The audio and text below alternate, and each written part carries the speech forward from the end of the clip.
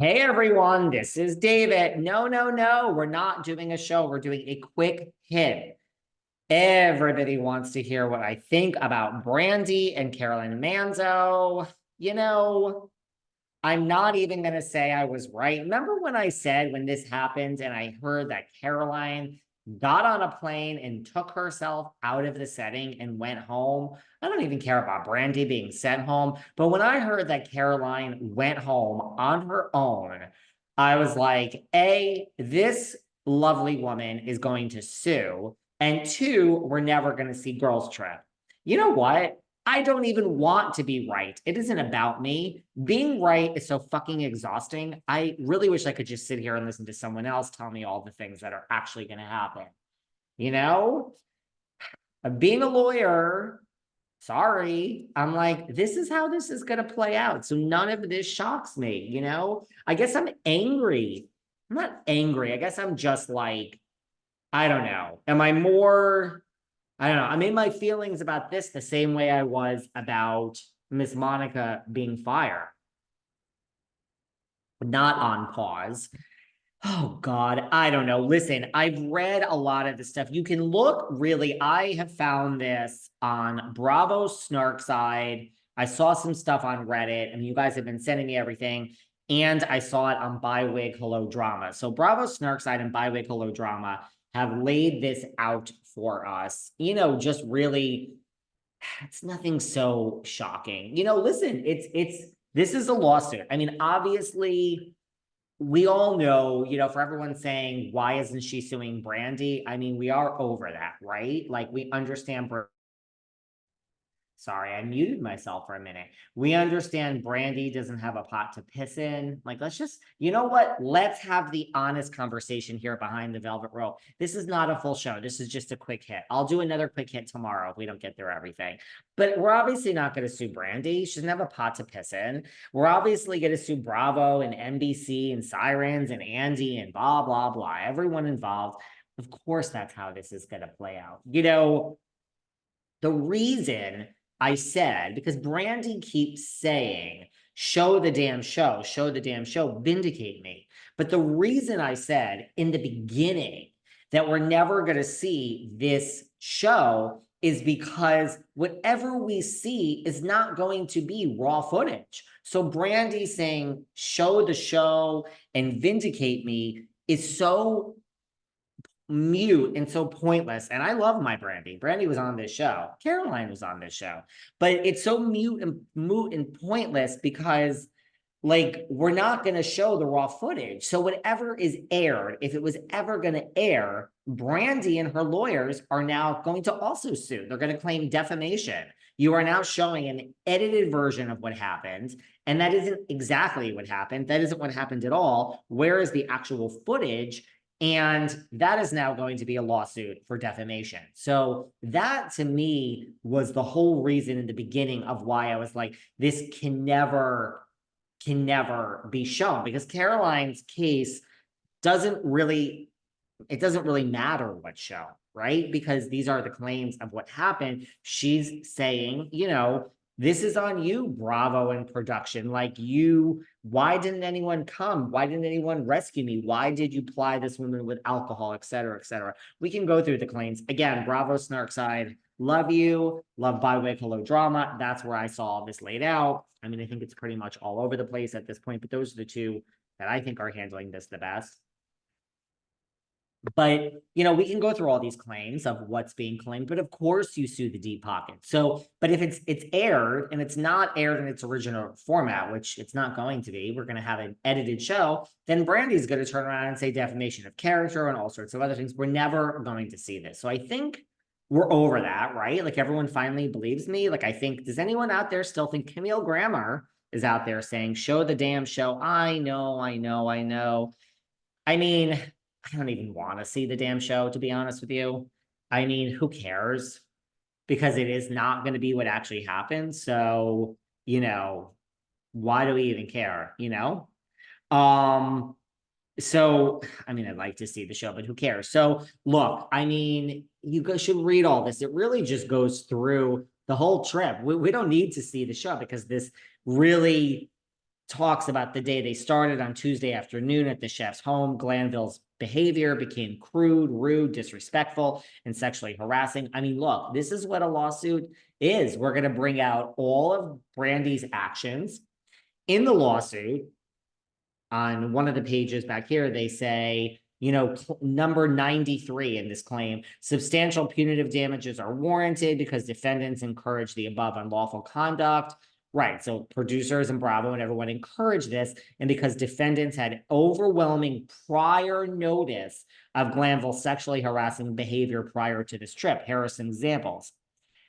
The examples, The Real Housewives of Beverly Hills seasons 2 through 5, September 5th, 2011 to April 21, 2015. So this is how it's now. They're going deep. Now they're going deep. Glanville told Adrian's husband, Paul Maloof, I tried to make out with your wife, but I don't think she was into it.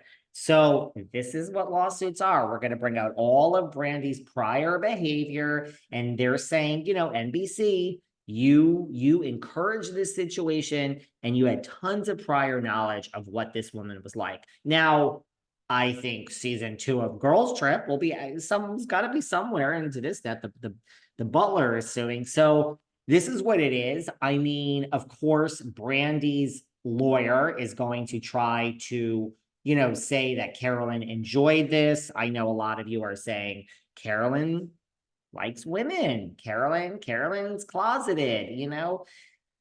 And I probably bring all that out in court. You know, she liked it. She's, you know, this is why people don't come forward when we have sexual, you know, assault in situations, because now your character is going to be maligned. And by the way, you always should come forward. Let your character be maligned. Let it all be put out there. If you are wronged, you come forward. But I'm not here on a soapbox. I'm not even here on a side. I'm just kind of boiling down how this all happens. You know, I heard from a very reliable source. Again, I don't know why I do this show because nobody listens to me, but I heard from a very reliable source after this happened, Caroline, and I will stick by this and die on the sword for this, was trying to have this arbitrated. She was trying to work out a settlement. This has been going on.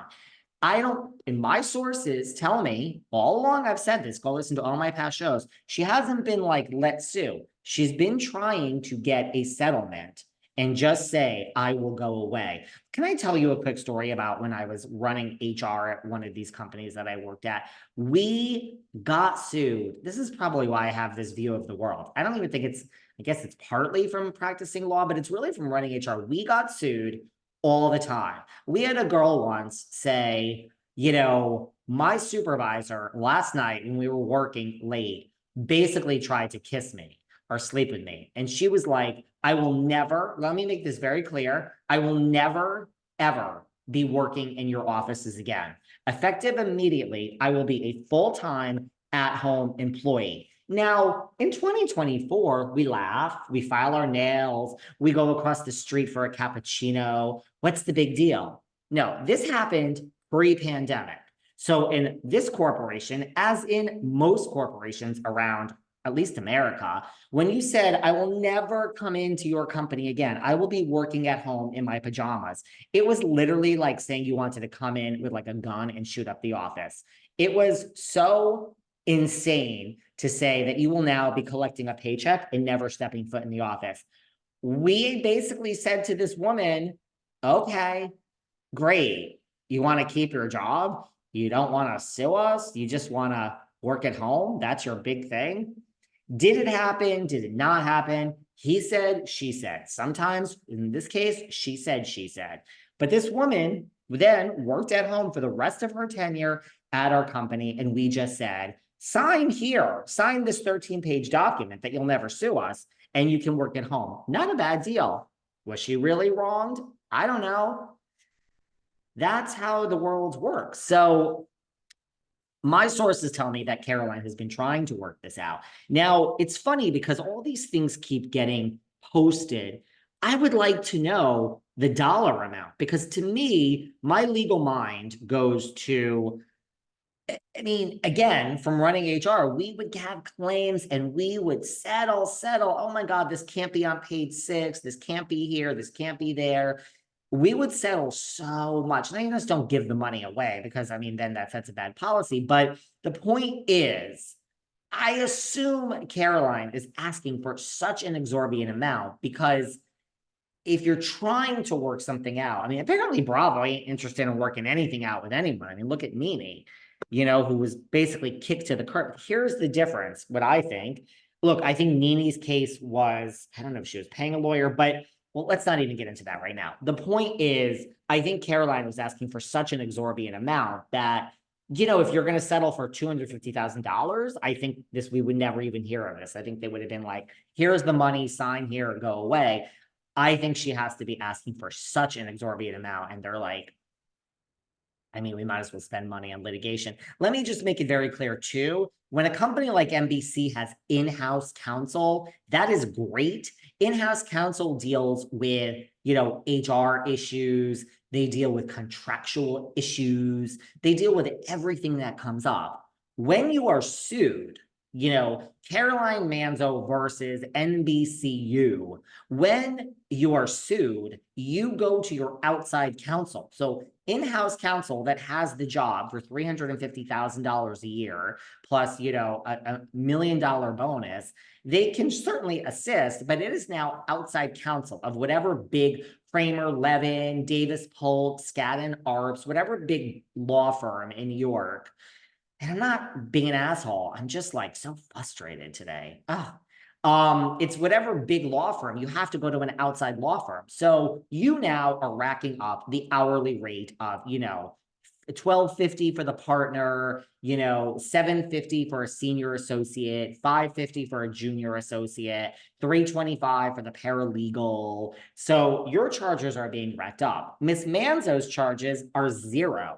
If we have to FedEx Caroline something, that counts. If we have to courier something to her, that counts. If we have to jump in an Uber, all the expenses Caroline is racking up. So Caroline has probably racked up, if this is a lawsuit, $51.79 in expenses that the law firm is spending, or the lawyer is spending, because someone has obviously taken this case contingent. So we can go on and on for months and months and years, and 3 years from now or 2 years from now, Caroline's total bill will probably be like, $995 in expenses, and NBC's bill to do all this discovery and this and that will probably be like 2 years from now, probably like, I don't know, $295,000. So at some point, so if Caroline wanted $300,000, you could say, well, we're going to rack this up anyway. It's going to be announced to the world, which the optics on that are going to be what they are.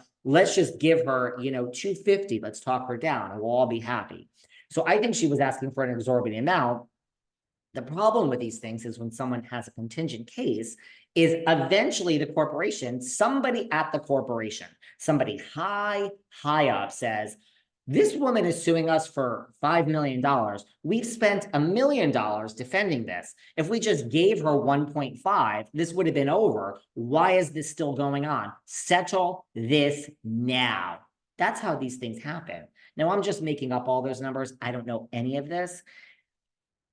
And that's how it happens. Now, lawyers do not take on, most lawyers, good lawyers, most do not take on a contingent case unless they see money. Because if you take on a contingent case and there's no money at the end of it, you get nothing. So do I think that this will settle eventually? I do. I mean, if it goes to court, I mean, we're all going to be watching every minute of it. And we're going to do a whole show on this, guys. Come on, this is like a quick hit. I'm going to have to do another quick hit tomorrow because I'm barely through my thoughts. What else did I want to say? So look, I mean, read this, go to those 2 Instagram accounts. I think the numbers have to have been huge. What else did I'm trying to give you the quick hits before we sign off here. I think this is the difference between Nene Leakes and Caroline, between who else has sued. Nene wants to be back on TV, on Bravo. She wants to be back on Bravo. So we're not comparing the cases. They're totally different. I'm just saying anyone who has sued Leah McSweeney with her lawsuit now, which where the hell is that? She says she'll never settle. Leah wants to be back on Bravo. So Leah, who will never settle, if her phone rang right now and they said, here's $100,000 plus a show, the single dating life of Leah McSweeney, which mind you, they would rather go to court than give her that show. Leah would say, holy shit, I'm going to be back on TV. And her fame whore juices would like start, she would literally go into the bathroom and she would drop to her fucking knees. She wouldn't even put the knee pads on and she would start crying. God, I am such a vile, vicious, horrible person. But I'm just breaking down life here, okay? So she would literally break down crying because she would be back on Bravo. So 100,000, I think, is all it will take for Leah and a show to go away and drop the suit. The difference is Miss Manzo never wants to be back on Girls Trip. Never wants to be back on Real Housewives. Never wants to walk into the front door of BravoCon. Never wants to do a 1-hour special with Jacqueline Lorita. Miss Manzo never wants to be back on the Bravo TV. Okay, never. She is disgusted. She feels wronged. Now, yes, I'm not taking sides because that's a whole different quick hit. That's a whole different show we have to break down. What do I think really happened? Phaedra Parks says, roll tape, Team Brandi, none of this happened. It takes two to tango. She's feeding into that. Caroline likes it. So all that's going to come out. Caroline's in this whole case. It's all going to be like, honey, you kissed a girl and you fucking liked it. So when this goes to court, as this goes on, where lots of things are going to start coming out. But yes, all of Brandi's, it's already here in the complaint. Roll seasons 2 through 5 of Beverly Hills. Roll this, roll that. You knew what Brandi was like. You encouraged her. There's stuff here that talks about when they were in the bathroom. And then she said no, and this and that. And it started on the second day. And look, it is what it is. I'm just saying the difference between these other lawsuits is that Caroline does not want to be back on the TV. So there's no, it's done. She doesn't care about the executive at ABC who's watching this. She doesn't care about the head of MTV that's thinking of giving her, Manzo and Family Part 2. She doesn't give a fuck about the cooking channel. She's